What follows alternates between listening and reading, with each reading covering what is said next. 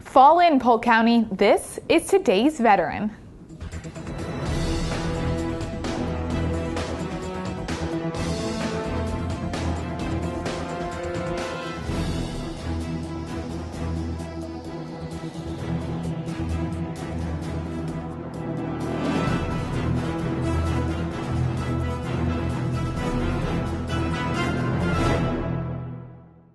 Hello and welcome, and on behalf of everyone here at the Polk County Office of Veterans Services, thanks for joining us. On this installment of Today's Veteran, we'll highlight some upcoming events aimed at benefiting the local veteran community and chat with Gary Clark, Chairman of Polk County Veterans Council, about the upcoming Sun and Fun Fly-In. Later, you'll hear from Stacy Ryan, the Director of Business Development at Sun and Fun, in our War Stories segment. Now stand by for your sit rep, Polk County, and prepare to copy.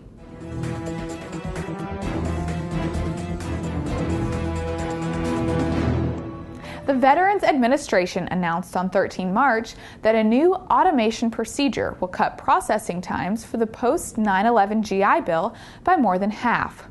As part of the ongoing transformation from paper-based to electronic claims processing, the Department of Veterans Affairs has continued to improve the automated payment of benefits for veterans participating in the post-9/11 GI Bill education program. This enhancement to the automated processing system, called Long-Term Solution, or LTS, uses approximately 80 business rules to support end-to-end automation of post-9/11 GI Bill claims, ensuring accurate payments without the need for manual handling. During the month of February, 46% of incoming documents for enrolled students, which was over 115,000, were fully automated. An additional 33% were partially automated. For enrolled students starting a new semester of classes, processing is taking an average of 6 days to complete. For new students using the benefit for the first time, the average time to establish their eligibility under the bill is around 24 days. The rules-based processing approach that LTS uses is also being built into the technology for the VA's paperless disability claims processing, called Veterans Benefits Management System, or VBMS. Over the past 3.5 years, VA has provided $27 billion in post-9/11 GI Bill benefits to approximately 938,000 veterans, service members, and their families, as well as universities, colleges, and trade schools that they attend. For more information on VA education benefits, go to gibill.va.gov. In several previous Today's Veteran segments, we encouraged any veteran who was interested in continuing his or her education to take a look at the Veterans Retraining and Assistance Program, or VRAP. The only way to apply for this program is via the internet. And to make things a little easier for our Polk County veterans, we have provided an open workstation in the lobby of the Frank Smith County Human Services Building in Bartow. This workstation will let you visit the VA's website, collect more information on VA benefits and the VRAP, and complete the application process. This is another way the Polk County Office of Veterans Services is working to give our veterans the tools they need to build their own future. In an effort to speed eligibility determinations for veteran-owned small businesses for the Veterans First program, the Department of Veterans Affairs will allow applicants the opportunity to correct minor deficiencies before an initial denial is issued. Starting 1 May, the VA will begin providing preliminary findings to applicants before completing a comprehensive review of their submissions. This is expected to greatly reduce the number of initial denials and subsequent requests for reconsideration from companies in question. According to Secretary of Veterans Affairs Eric Shinseki, a large percentage of verification denials are due to a single point of failure that can be easily and quickly corrected. This improved process will enable us to bring more deserving veterans business owners into the VA's system. The next generation of the Verification Case Management System, or VCMS, is currently under development with an estimated contract award for a new system in May. This will be a phased program with initial operation capability expected in October of this year. Veterans Affairs encourages feedback on the process and will post additional information online at vetbiz.gov. In local news, the second annual Poker Run for the Purple Heart will take place on 4 May.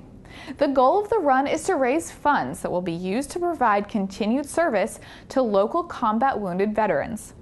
Register and find out more information about the Poker Run or how to make a donation online at polkpurpleheart.org. The annual Sun and Fun Fly-In and Expo will take place 9 through 14 April in Lakeland at the Sun and Fun campus. This year's event features a Veterans Plaza and celebrates the 40th anniversary of Operation Homecoming, the return of our POWs from Vietnam in 1973. Gary Clark joins us now to give us more details on the memorial and this year's fly-in.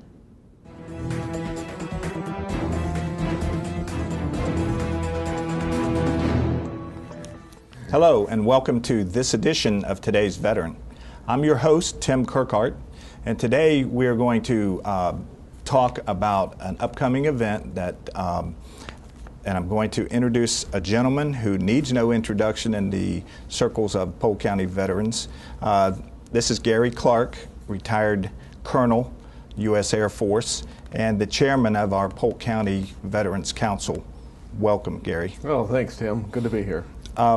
We want to talk today about an up-and-coming event, the Sun and Fun Fly-In, and we have some exciting things happening there, and it's only 12 days away, so tell us what you know. It's coming up on us quick, yes. Sun and Fun this year will be the 9th through the 14th of April, and it's the largest air show in the United States next to the one at Oshkosh, Wisconsin, that's held in the fall every year.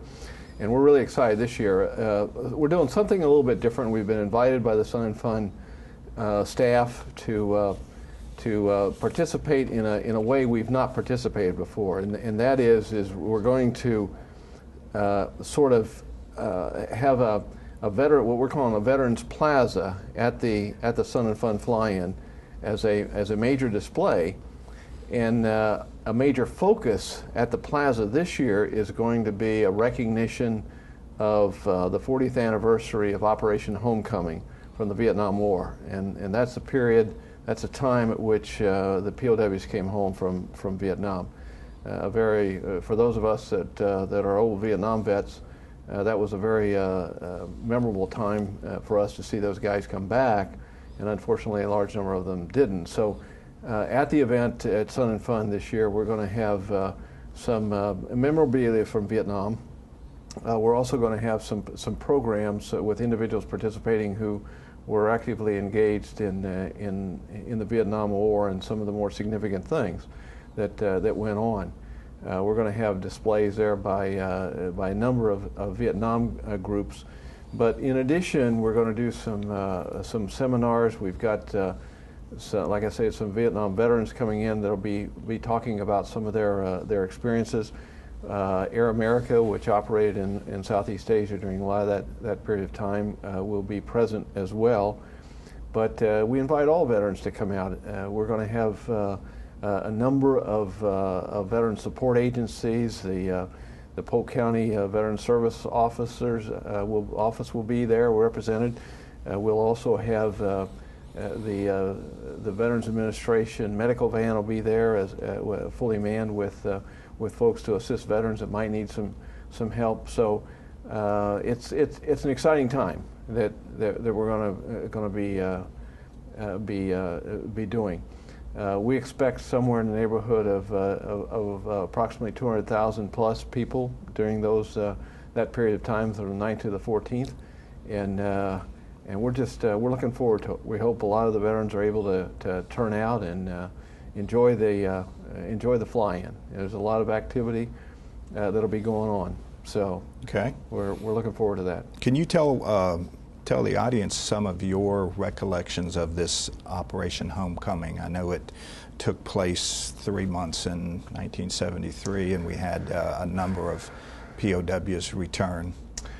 Yeah, it was. It's sort of interesting. Is one of the key action officers involved in the whole planning of Operation Homecoming just happened to be one of my ROTC instructors at Kansas State, and he was very much involved in the whole planning of this. And I was still in theater at the time when all this occurred. But to see these guys come back was a very emotional time. Obviously, I mean, some of them had been prisoners for over 7 years.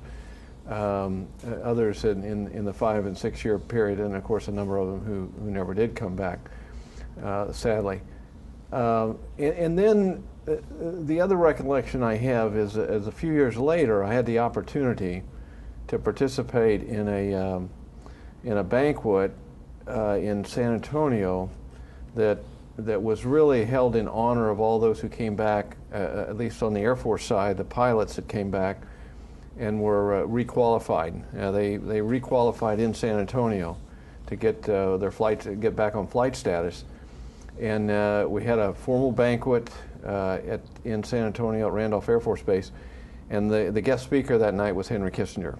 And it was an amazing event to sit there with all these guys, and there was probably about 40 to 45. They all had a number. They all were given a number, a freedom number, and to be able to experience kind of that sense of patriotism, that sense of dedication with these guys was truly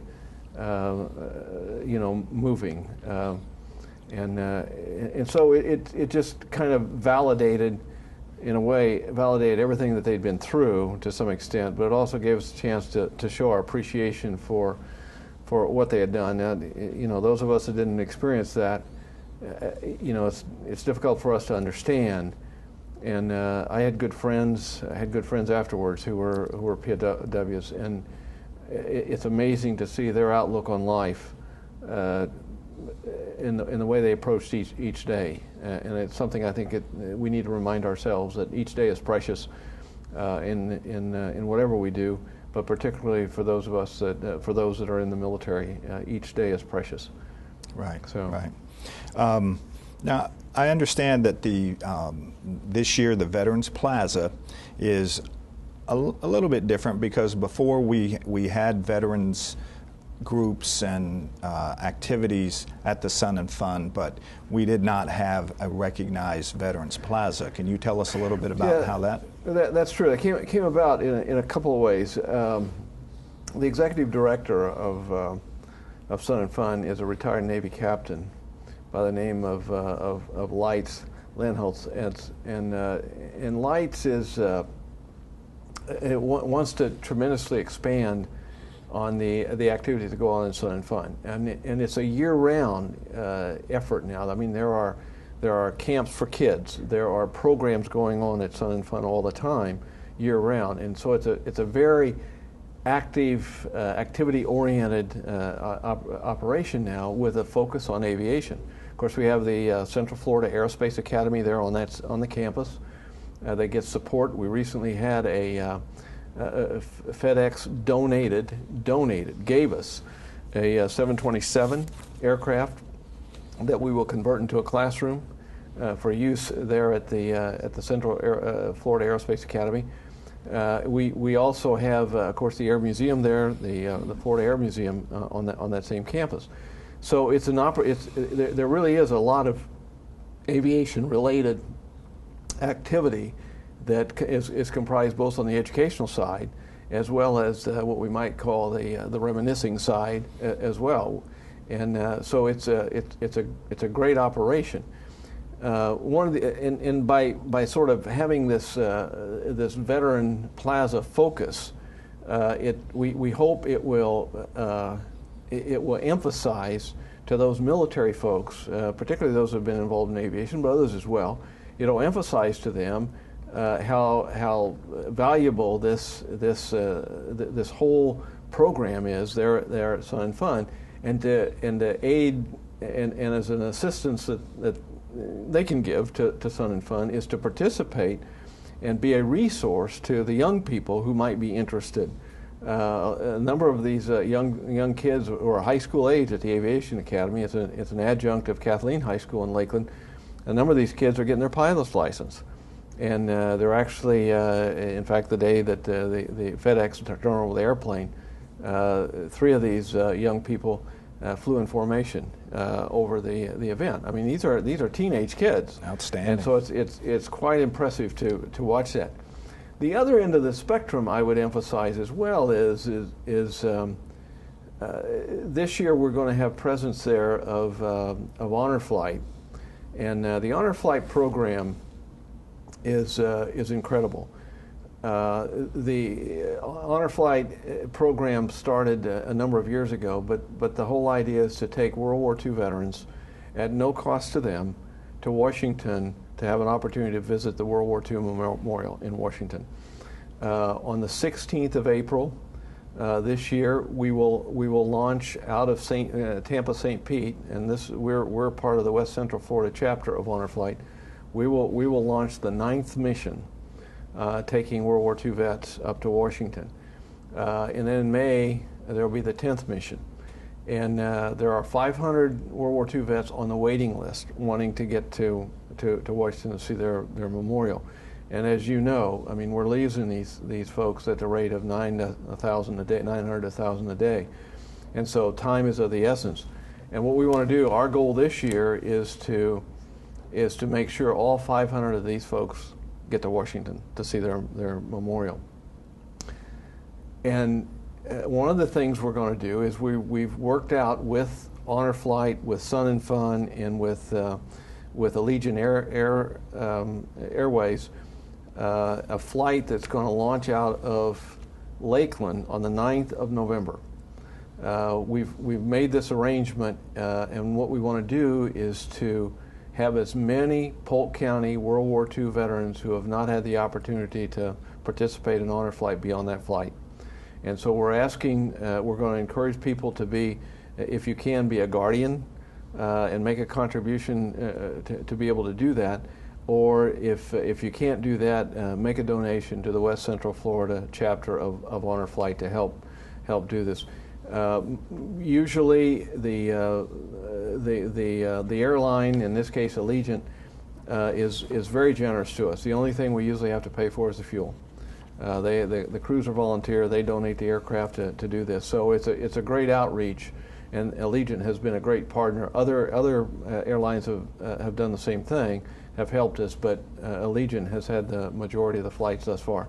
They're really an incredible group to work with. And so, if you come out to Sun and Fun, there will be an exhibit there for Honor Flight, and learn all about it. If you've got a father, a grandfather, a grandmother, or a World War II vet, aunt, uncle, whatever the case may be, make sure they have the opportunity to participate in Honor Flight. I mean, it is a tremendous opportunity. And if you ever get the chance to see, there is a film out on Honor Flight, and after you see that film, you won't have a dry eye. It is incredible what this program means to the World War II vets. That sounds really great. When they get to go to Washington, what exactly happens when they get there? Usually, and they go to various places, but when Allegiant goes out, if it's an Allegiant aircraft, it flies into Baltimore, Washington Airport. They're met there by a group of volunteers who are there to meet with them. When they fly up, every veteran has a guardian, and the guardian is there to assist them in whatever way possible. In addition, every veteran has a wheelchair that's put on board the aircraft. And when they get to Washington, they link up with another guardian who's in Washington, and so they've got two, because it's a long day. They take them to the World War II Memorial. They take them to the Vietnam Memorial, the Korean Memorial. Obviously, the World War II is the special, the one that they're most interested in. But they see the other memorials on the mall as well. The Lincoln Memorial, Usually congressional representatives from the various districts are there to see them as well. And what we really do encourage is for folks in the area, and this happens a lot, folks in Washington will come down to see them. And it's interesting, sometimes they'll run into groups that are visiting from other countries, particularly European countries. But in one of the more recent trips, there was a group from Israel there. And of course, we know the history of what happened during the Holocaust and all that. And many of these folks were involved in the liberation of some of those concentration camps. And to see the reaction of these Israelis to these guys and vice versa is incredible. And so they're taken, it's a long day. They start out early in the morning flying up there, but it's a full day. They're given a boxed lunch, and then after they have the opportunity to visit all the various places that they visit, and they're greeted by a number of dignitaries, then they're flown back. And usually when they arrive back, we try to arrange to make sure that there's a big audience to receive them. And that's the thing that we'll be doing here too in Lakeland. When the folks come back, we want to make sure there's a big crowd out there to welcome them back home and to thank them and for that. But it is a touching, patriotic tribute to these folks. And just to put a sort of an apostrophe on all this is, a lot of the World War II guys, and my dad was one, when they came home, they put their uniforms away and didn't talk about it. And they went to work. And many of them didn't talk. I've had sons and daughters come up and tell me that their dad didn't tell them anything until maybe a year before they passed away, or maybe didn't tell them at all. And what this honor flight really allows them to do is to see their memorial and provide some sense of validation for what they did, what they went through in this war. And it is a beautiful program, a beautiful sight to see them at their memorial, something that's well deserved. Another comment I would make is, during the discussion, and Senator Bob Dole was a World War II vet who obviously was injured in Europe. He was co-chair of the foundation that raised money to build this memorial. There was a lot of discussion, where should the memorial be? There were some that objected to having it on the mall. But I will tell you, my own personal opinion, when you get up on the Lincoln Memorial and you look down that mall and you see the Capitol at one end of it, the Washington Monument kind of in the center, and you see this World War II memorial, you know that is exactly where it should be. Right, exactly where it should be. This is a perfect place to honor those folks, and it's just a great sight. And I really encourage everyone to have the opportunity, take the opportunity. It's well worth whatever it costs to get up there and see that. Well, it'll be exciting to have them participate in the Veterans Plaza. They will. We need to wrap up, but the Veterans Plaza, is it centrally located at Sun and Fun? Is it right at the beginning? Or? It is. As you come in the main gate, it'll be almost straight ahead of where you come in the main gate. It'll be before you get to the flight line. It's in kind of the display, the early display area that's on the south side of the Sun and Fun campus.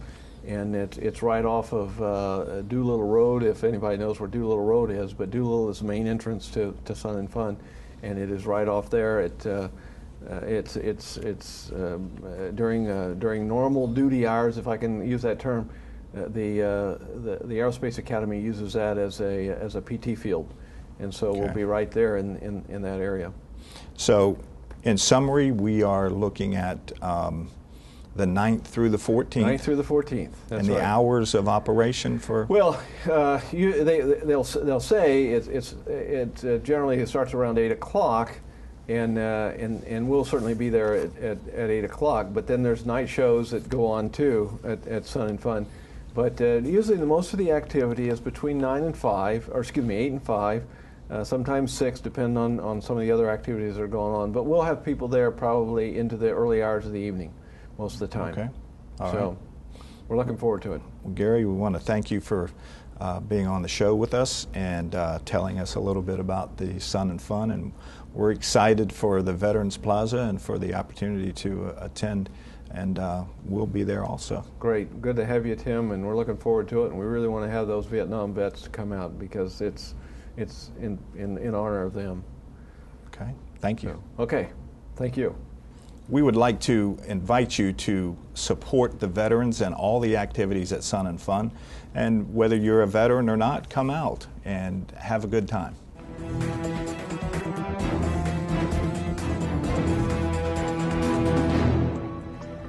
I graduated high school when I was 17, went straight to the United States Naval Academy, class of 1995.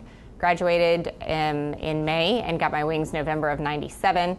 Joined my first squadron and began a series of 3 deployments, then became an instructor pilot in a twin-engine King Air, and then filed through the pipeline to the disassociated Sea Tour on the John F. Kennedy out of Mayport, Florida, and got out as lieutenant commander in 2008.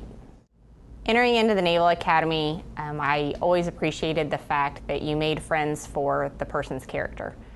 Going to a high school where people judged you on your clothes, your car, your financial background, I really appreciated the academy for getting to make friends, or getting the chance to make friends with people that I had no idea what music they liked, how much money they had, or where their parents lived. There's another time where you go after you graduate the academy to survival school, and it's survival, evasion, resistance, and escape training. It's essentially a mock-up of a POW camp. And I was in Brunswick, Maine, and it was November, and it was snowing, and it was cold. And it's a 12-day push you to your limits until you break and then push you some more type of experience. And it's a couple degrees below zero, and we hadn't eaten in a couple days. And we were going through the entire process, and at the culmination of the entire camp, after they teach you propaganda and hard sell and soft sell, and how to negotiate with the enemy, there's a time where you're out and you're digging in snow and you're essentially a prisoner of war, and the camp is over. And rather than just ringing a bell and drawing everybody to the center and saying, okay, you've graduated, they actually brought in a SEAL team with helicopters, and the SEALs rappelled down first, and then they launched a probably 50-foot American flag. And the American flag came down from the 2 helos that were hovering, and I probably still get chills telling people about it. But I don't think there was a dry eye in the place, and to stand there and sing the national anthem with snow after you've simulated prisoner of war camp for 12 days was probably the most memorable experience of my life.